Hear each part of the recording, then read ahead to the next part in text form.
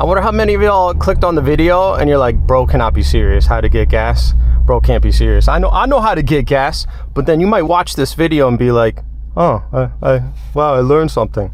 All right, so it says I got 40 miles remaining. I'm on E basically, so I need to get gas. I'm gonna run out. So first things first, I gotta pick a gas station. Here we are at Sam's Club. This is a place where you can go. You can wait in line to save like $2, bro. Me personally, I value my time. I'm good. Look, if you need to really save money, then sure, do Costco or Sam's or whatever. But me, I'm not waiting in line for gas if I don't have to, okay? So we gotta pick a gas station.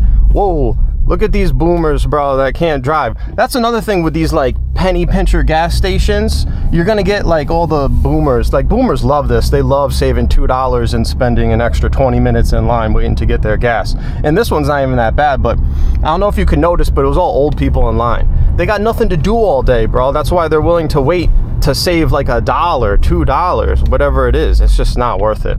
So we need to pick a gas station that's not infested with boomers.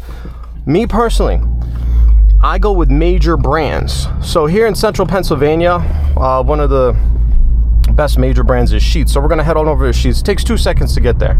Damn, bro, I got stuck behind a boomer that just got gas. Oh, dude, this person's driving so slow. Riveting start to the video. So on our way to the gas station, let's start talking about some like urban legends about like gas, getting gas, all that stuff. So first of all, I'm almost on E.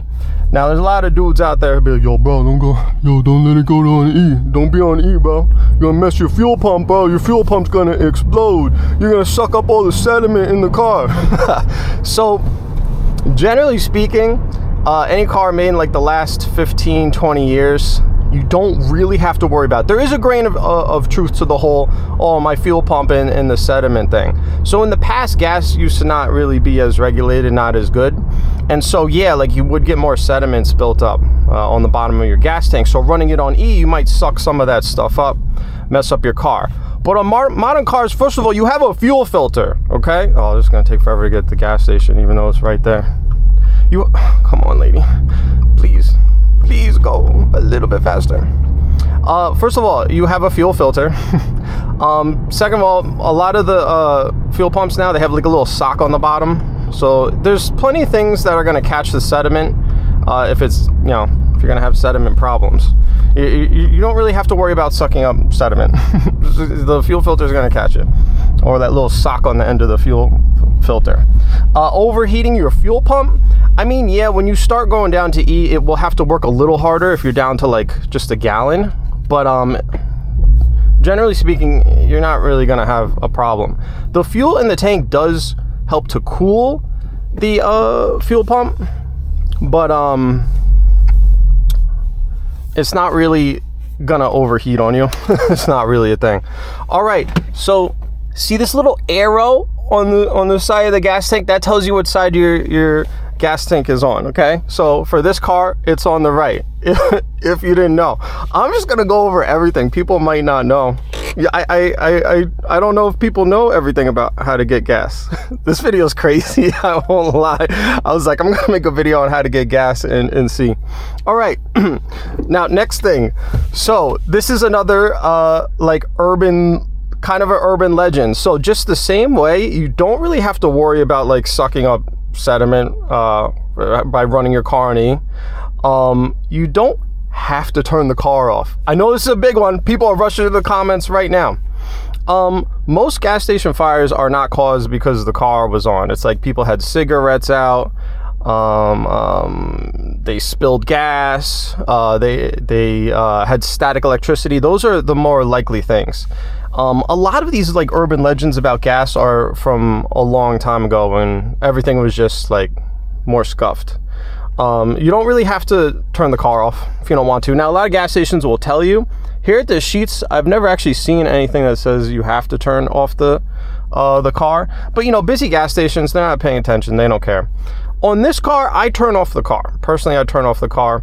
But if it's the winter and it's cold, I'll probably leave the car on, especially if I have my son in the back seat. I don't want him to freeze. There's no reason for him to freeze. You know, you really just don't have to turn off the car. Now, if they tell you to turn off the car, turn off the car. Oh, also about being on E and sediments and everything. So it's a bit of an urban legend that if the car goes down to E and you run it low, that your fuel pump's going to explode. It's not going to overheat. It's going to run out of, your car's going to run out of gas before the fuel pump overheats. I've never heard of somebody's fuel pump overheating just because they were on E. And then sucking up sediment. The fuel filter and the sock will catch any sediment that happens to be in there. That being said, probably not a good idea to be driving around on E all the time, right? Like, don't drive around on E all the time. You don't need to. You just put some damn gas in the car. Fill up when you're at like a quarter of a tank. You don't need to get down to E. Now, if you like to race, I don't race anymore, but a gallon of gas is like what, like 6 pounds, 7 pounds or something like that. So, you know, running on E kind of does help. It saves you a little bit. It might be that little bit you need to get the W. All right, so you don't have to turn the car off, but I turn this car off. Another thing with turning the car off too is some cars are a little sensitive. So if the gas cap opens up while the car is running, you can get an engine light. All right, now next thing. I carry gloves everywhere. The gas station pump handle is the dirtiest thing pretty much you'll touch other than your balls, bro. So I carry around gloves. The gloves that I get these. You can get whatever the hell you want. And look at that. It even comes with fentanyl protection. So if a junkie filled up the car before you with their $5 cash, you're good, you know? I'm gonna put this on. I normally have to bite it because, as some of you geniuses noticed, I am an amputee and it is a prosthetic hand. And I still shift, bro. I still shift. I still bang gears. What's up? Don't let anything stop you, all right? So I got always got to do this. Oh, I touched the camera. Is it okay? The screen came on. I didn't know if I messed it up or not. Let me just... Okay. All right. We got the glove on. How to get gas. Next thing. Want to get your money ready? Pay by card. I don't know why you wouldn't be paying by card. Getting gas is a chore. I'm only making this take longer because, you know, I'm just making a video. But the last thing you want to do is go in. And a lot of the days nowadays, you go in there, you got to wait in line and you got to give cash. And I don't even understand. Like, I used to put like $5 or $10 in like over a decade ago. But you're going to wait in line. And you got to try to guess how much gas to fill. Like, how am I going to be like, fill it up? Like, I'll put 40 on pump, whatever, pump 12. No, dude, just pay with the card. Now, the next thing. I'm not in a dangerous area. The crime rate's low. But I always got my head on a swivel. Check around, bro. See what's good. See this guy? He ain't gonna do nothing. I always check around, you know, especially if you're going to a gas station that you don't normally go to. Whoa. All right, this person, I don't know what this lady's doing. Somebody's trying to pull in next to me. They're probably like, why does this guy got a camera on his face? But I don't care. Let's go. All right. So you're going to walk over to the pump. Okay. Now there's all sorts of numbers and stuff on here, such as the price. I really don't pay attention to the price. I'm not going to lie. I have no choice. I have to fill up, right? Now there's 87, 89.93. You're going to have some kind of range like that at your gas stations. I'm having trouble keeping a straight face explaining this stuff. But hey, people might not know. So you're usually going to have from 87 to 93. Then you have your ethanol, your corn fuels. Sheetz sells this 88. This is like there's a reason it's cheaper. It's got like extra ethanol, I believe, in it. Trash gas, you don't want that. Now, here's how you know what gas to get, okay? You're going to pop the gas tank. Now look on this car. Hopefully you guys can see that. Premium unleaded. Oh man, it's hard to read. Unleaded fuel only, premium recommended. Now, premium means 93. They call it super here, but 93 would be the premium. So you're gonna unscrew your gas cap. This cart is a little scuffed. You have to push this thing back in. It gets like caught. Let me see. And then you're gonna hang your gas cap. It should have a place to put the gas cap, okay? Now, if your gas cap doesn't say the car needs premium, don't put premium. You're wasting your money, okay? 93 because the car says to put 93. If your car doesn't say to put premium, you don't need it. Now, next thing, check for card skimmers.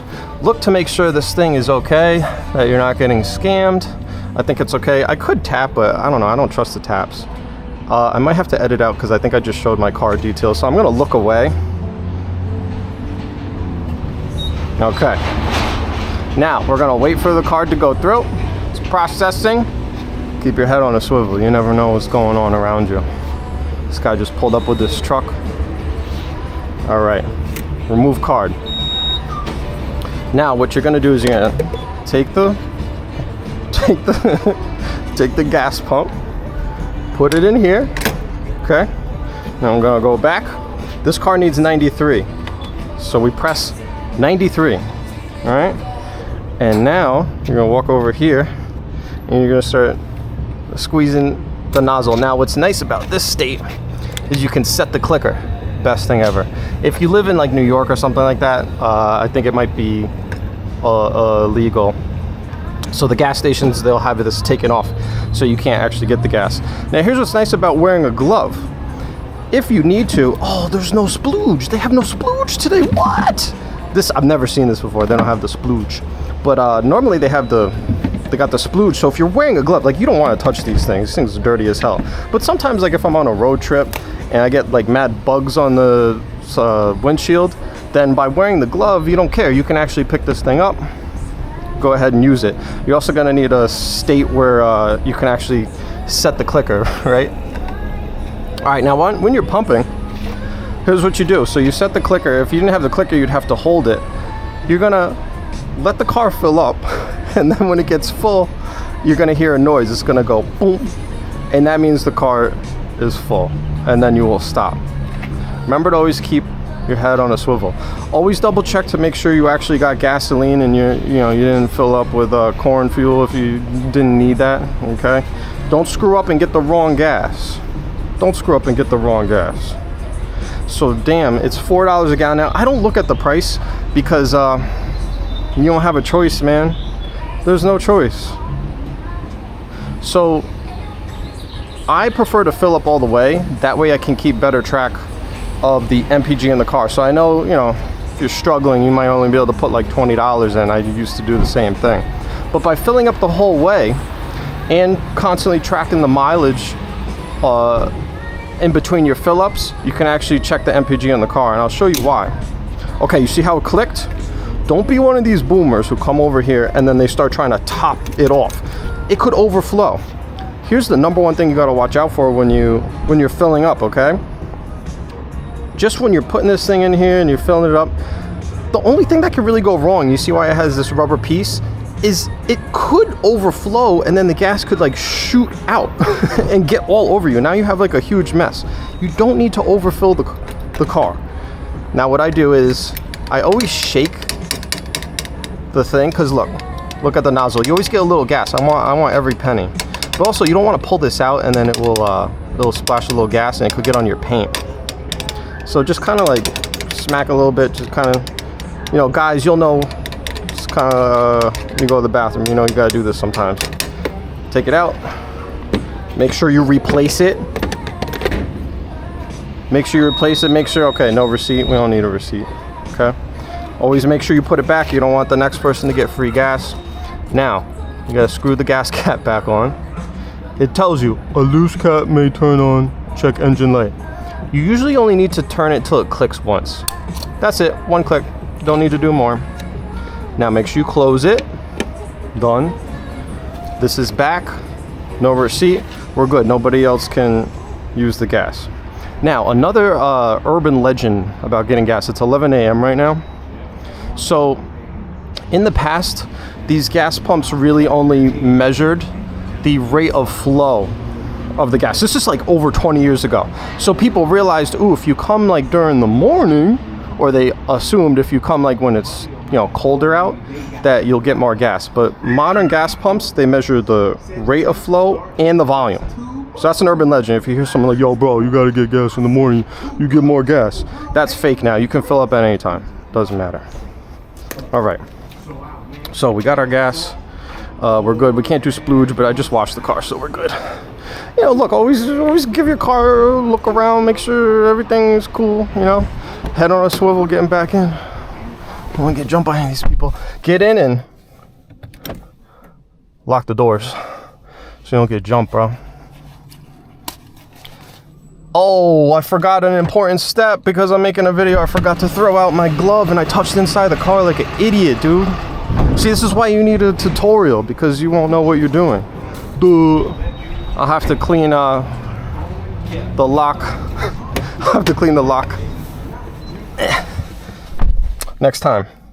We're going to do. All right. Now, says there's 13.38 gallons we filled up. I'm going to not turn the car on. I just want to bring up the dash. Now, you see how it says A 264.6 miles? That's how many miles since the last fill up. And on this car, you reset it over here. This is why I believe in filling up the whole way. It's a good way to just keep track of the general health of the car. Okay. So, we went 264.6 miles since the last fill up. This is math, bro. And we put in 13.38 gallons. So we're going to divide the 264.6, that's the mileage we went, by 13.38. Because that's how many gallons just went into the car. And that's going to give us our MPG. Ready? Enter. So the real MPG since the last fill up is 19.7. Look at what the dash says, 21.4.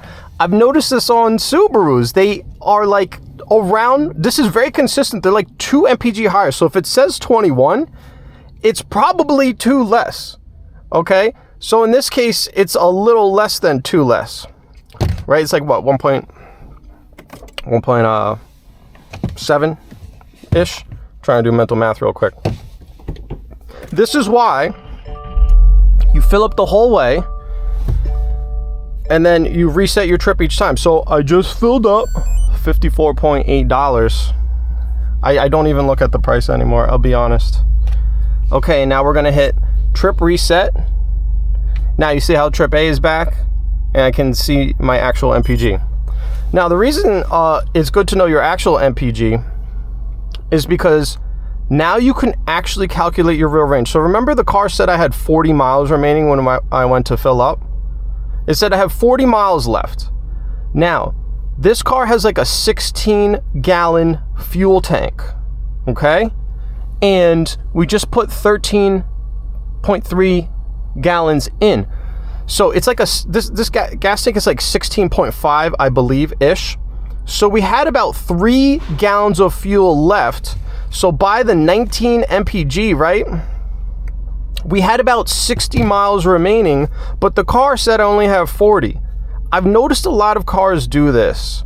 Most cars like try to scare you. They try to be like, oh, you only got 40 miles left, knowing that you have like another 20 to go. They usually like sandbag, and you usually have like 1 more gallon beyond like what it says on the dash. But important, do this calculation. Fill up the car yourself, right? Do your trip reset, calculate your actual MPG, and you'll be able to figure out how accurate the dash is. So when I'm driving this car, I know when it says 40 miles remaining, in reality I have closer to like 50, 55. Because remember also, the car said I had 40, but it was thinking I was getting 21 MPG, but I was really getting like 19.7, like 20. So I probably could not actually go the full 60 miles, you know? It's a little under. So the real mileage is more like 50, 55. So, you know, what the dash says is like relatively accurate, you know? Now, I'm not going to be a jerk. I'm going to get out of here. I don't want to take up a slot since I'm done getting gas. We'll talk a little bit more, see if there's anything else we need to cover. But that was a lot of it.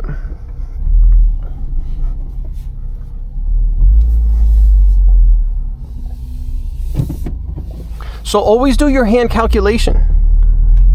Always do the hand calculation. Now, it's also good practice to check your oil. Check your oil maybe like, I don't know, once in a while. The time to check the oil, here's when you check your oil. Number one, you need to know your car. Okay, so does your engine burn oil? This car doesn't burn oil. I got a good one. It doesn't burn oil at all. Check your oil after you beat on the car. Like if you know your car doesn't burn oil and you're just driving it kind of like normal, you don't need to check the oil at every fill up. But if you know your car burns oil and like you're beating on it, then you're probably going to want to check it out. Okay. Now we got gas. I mean, it's pretty simple. One more little tip, car guy tip. So this gas station is not that busy right now. So maybe you don't need gas, but you just need to go in to get something. I'll park in a stall if it's not too busy and then run in and come out so I don't get dinged. Because look at this, the parking spaces here, like that car is about to get hit potentially. You don't want to get dings or anything like that. And now it's getting busier. So I feel like that covers it. I hope that was good. That's how you get gas. Yeah, subscribe if you enjoyed. If you learned something, if you have tips for getting gas yourself, let me know in the comments. All right, I'll see you guys in the next one.